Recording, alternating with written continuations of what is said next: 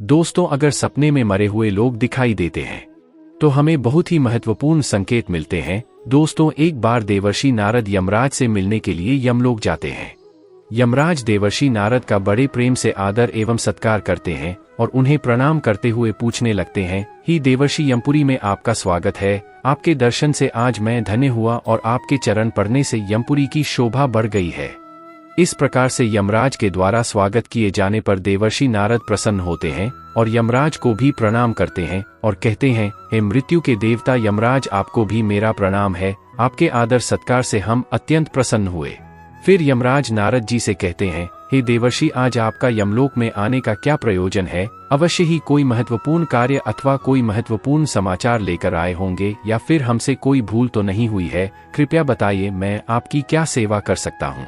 तब देवर्षि नारद कहते हैं, हे धर्मराज, आप तो मृत्यु के तथा न्याय के देवता हैं। आप तीनों लोकों के सभी जीवित और मृत प्राणियों का लेखा जोखा रखते हैं। आपको समस्त चराचर के भूत और भविष्य का भी ज्ञान है। इसीलिए मैं आपके पास कुछ शंका लेकर आया हूँ, जिसे दूर करने की कृपा करें। फिर यमराज कहते हैं, ही देवर्षि, आप सत्य कहते हो। हम तीनों लोकों में निवास करने वाले सभी जीवित और मृत प्राणियों का लेखा जोखा अवश्य रखते हैं, किंतु आपके मन की बात जानना हमारे बस का नहीं है। आप तो तीनों लोकों की खबर रखते हैं। आप भगवान विष्णु के सबसे प्रिय भक्त हैं। आप समस्त शास्त्रों का भी ज्ञान रखते हैं। किंतु अगर आप मुझसे कुछ जानना चाहते हैं तो मैं अवश्य ही आपकी सहायता करूंगा। देवर्ष, आपकी जो भी शंका और प्रश्न है, आप निसंकोच पूछ सकते हैं। मैं अपने सामर्थ्य के अनुसार उनका जवाब देने का प्रयास अवश्य ही करूंगा। देवर्षि नारद कहते हैं, थे यमराज, मैं पृथ्वी लोक का भ्रमण करके आया हूँ। मैंने पिशाच, प्रेत, कूष्मांडा, वेताल, चुड़ैल, पिशाचिनी आदि प्रकार की कई विचित्र चीजें देखी है जो जंगल में निवास करती है। इसके साथ ही मैंने देखा है, यह सभी दुष्ट शक्तियां मनुष्यों को परेशान करती है, दुख देती है। इसका क्या कारण है? ये सभी बुरी शक्तियां मनुष्यों को क्यों परेशान करती है? तथा मेरे मन में अन्य एक प्रश्न है कि मनुष्य कई बार सपने में अपने पूर्वजों को देखता है, तो इसका क्या अर्थ होता है? सपने में मरे हुए लोग दिखाई देने का क्या मतलब है? इससे मनुष्य को कौन से संकेत मिलते हैं? मैं समस्त मनुष्य जाति के कल्याण के लिए इन प्रश्नों के उत्तर जानने के लिए ही आपके पास आया हो। नारद जी के प्रश्न सुनकर यमराज कहते हैं, हे देवस्य, आपने समस्त मानव जाति के कल्याण के लिए उचित ही प्रश्न किए हैं। मैं आपको इन सभी प्रश्नों के उत्तर अवश्य देता हूँ, किंतु उससे पहले मैं आपको एक अत्यंत पवित्र कथा सुनाता हूँ। इस कथा में आपको सभी प्रश्नों के उत्तर मिल जाएंगे। आप इस कथा को ध्यान से अवश्य सुने। जो भी मनुष्य इस कथा का श्रवण करता है, मैं उसके 32 अपराध माफ करता हो। तब नारद जी कहते हैं, हे धर्मराज, आप मुझे वह महान कथा सुनाई है, मैं इसे ध्यान से सुनूंगा। तो दोस्तों, फिर यमराज देवर्षि नारद को यह महान कथा सुनाते हैं। एक समय की बात है, मध्य देश में एक अत्यंत शोभायमान नगरी थी, जहाँ पर एक सेठ अपने 5 भाइयों के साथ निवास करता था। सेठ और उसके सभी भाइयों का विवाह हो चुका था और सभी बड़े प्रेम के साथ एक दूसरे के साथ रहते थे। सेठ के पास किसी चीज की कोई कमी नहीं थी। वह और उसके भाई बहुत मेहनती थे और मिलजुल कर व्यापार और खेती करते थे। पूरे नगर में सेठ के जितना कोई धनवान नहीं था। यह सारी संपत्ति सेठ को उसके पूर्वजों से ही प्राप्त हुई थी। सेठ के पूर्वज महादानी और दयावान थे। वे सभी दान, धर्म तथा अनेक प्रकार के यज्ञ, हवन आदि धार्मिक कार्य किया करते थे। किंतु सेठ कंजूस स्वभाव का था और उसके अंदर पूर्वजों के लक्षण नहीं थे। सेठ न दान धर्म करता और न ही यज्ञ तथा हवन आदि कार्य करता था। सेठ ने धन तो बहुत इकट्ठा किया था, किंतु उसने कभी अपने धन का सदुपयोग नहीं किया। उसने कभी किसी को फूटी कौड़ी भी दान में नहीं दी और न ही उसने कभी दूसरों को भोजन कराया। सेठ के पूर्वज तो मंदिरों में भंडारा दिया करते थे, गरीबों को वस्त्र तथा अन्न का दान किया करते थे, लेकिन पीठ ने अपने पूर्वजों का कभी अनुसरण नहीं किया। वह हमेशा ही धन कमाने में और धन का संचय करने में लगा रहता था, जिससे उसके पास बहुत सारी धन संपत्ति तो हो गई, लेकिन उसके पूर्वज उससे बहुत दुखी और नाराज हो गए। सेठ के पूर्वजों को अपने पुत्र का व्यवहार ठीक नहीं लगता था। इसी कारण से वे पितृ लोक में भी दुखी ही रहा करते थे। धन कमाने के लालच में सेठ इतना उन्मत्त हो गया कि वह अपने पूर्वजों को भी भूल गया और उसने अपने पूर्वजों का श्राद्ध तथा तर्पण आदि कार्य करना भी बंद कर दिया, जिससे उसके पूर्वजों की आत्मा की तृप्ति नहीं होती थी। वे अपने पुत्र के ऐसे व्यवहार से दुखी रहने लगे। फिर एक दिन उस सेठ के पूर्वज चर्चा करते हैं और उससे मिलने के लिए जाने के विषय में सोचते हैं। फिर सभी पितृगण यमराज के पास जाते हैं और उनसे प्रार्थना करने लगते हैं। वे सभी पुत्र यमराज से कहते हैं, हे धर्मराज, हमारे पुत्रों की मति भ्रष्ट हो गई है। जिस कारण से हमारी संतुष्टि नहीं हो रही है, कृपया आप हमें हमारे पुत्रों से मिलने के लिए एक बार जाने दें। हम हमारे पुत्रों को समझाकर लौट आएंगे, उन्हें शास्त्रों का ज्ञान देकर फिर से यमलोक लौट आएंगे। तब यमराज ने उन्हें आज्ञा देते हुए कहा, हे महात्माओं, तुम अपने पुत्र को मिलने के लिए तो नहीं जा सकते, किंतु तुम अपने पुत्र को स्वप्न के माध्यम से संकेत अवश्य दे सकते हो।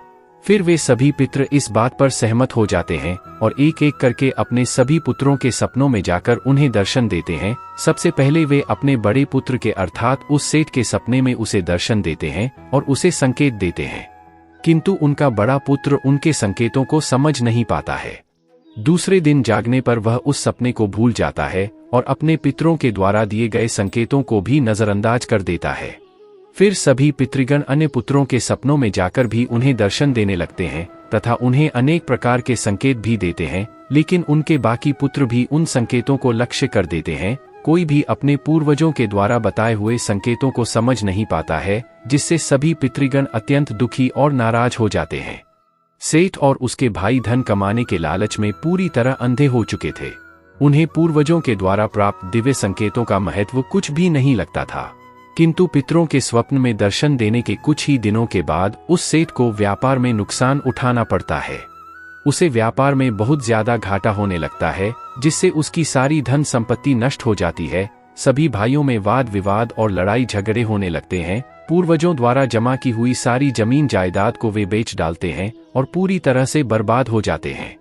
सभी भाई एक दूसरे से अलग हो जाते हैं और अपना अपना पेट पालने में लग जाते हैं। उधर स्वर्ग लोक में पितरों को अपने पुत्रों की ऐसी दुर्गति देखकर बहुत पीड़ा होने लगती है। सभी पितृगण अत्यंत दुखी और उदास हो जाते हैं। फिर से वे सभी यमराज के पास जाते हैं और कहने लगते हैं, हे धर्मराज, हमसे हमारे पुत्रों की ऐसी दुर्गति नहीं देखी जाती है। हमारे द्वारा किए गए सभी पुण्य कर्मों को हमारे पुत्रों ने नष्ट कर डाला है। कृपया आप कुछ ऐसा उपाय करें जिससे हमारे पुत्रों को उनकी भूल का पता चल जाए। फिर यमराज उन पितरों से कहते हैं, हे महात्माओं, तुम्हारी इस व्यथा को मैं समझता हूँ, मैं तुम्हारी अवश्य ही सहायता करूंगा। फिर दोस्तों, यमराज एक साधु का रूप धारण करके पृथ्वी पर आते हैं और उन पितरों के पुत्रों को मिलने के लिए जाते हैं। सबसे पहले वे उस सेठ के घर पर जाते हैं तो वह सेठ अत्यंत बीमार पड़ा हुआ होता है।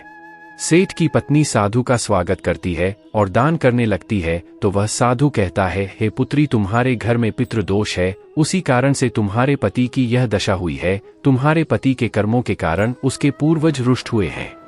साधु की बात सुनकर सेठ पूछने लगता है, साधु, मैंने ऐसा कौन सा पाप किया है जो मेरा सब कुछ बर्बाद हो गया? मेरे भाई भी मुझे छोड़कर चले गए और मैं बीमार पड़ गया। तब वह साधु कहता है, हे पुत्र, तुमने अपने पूर्वजों को नाराज किया है। तुम्हारे पूर्वजों ने जो संपत्ति और पुण्य अर्जित किया था उसे तुमने और तुम्हारे भाइयों ने नष्ट कर दिया। इसी कारण से तुम्हारी यह दुर्गति हुई है। तुम्हारे पूर्वजों ने सपने में आकर तुम्हें कई महत्वपूर्ण संकेत दिए थे, किंतु तुमने उन संकेतों को दुर्लक्ष्य कर दिया और अपने पूर्वजों को अपमानित किया है। यही कारण है कि तुम्हारा सारा वैभव नष्ट हो चुका है। इस प्रकार से उस साधु के द्वारा बताने पर उस सेठ को सब कुछ पता चल जाता है। उसे याद आता है कि उसके सपने में उसके पूर्वजों ने उसे दर्शन दिए थे। वह सेठ उस साधु से कहता है, हे साधु महात्मा, आप सत्य कह रहे हैं। हमारे पूर्वजों ने हमें सपने में दर्शन अवश्य दिए थे, किंतु हम उनके द्वारा दिए गए संकेतों को समझ नहीं पाए। कृपया आप मुझे सपने में पूर्वजों को देखने पर क्या संकेत मिलते हैं, इस बारे में बताइए।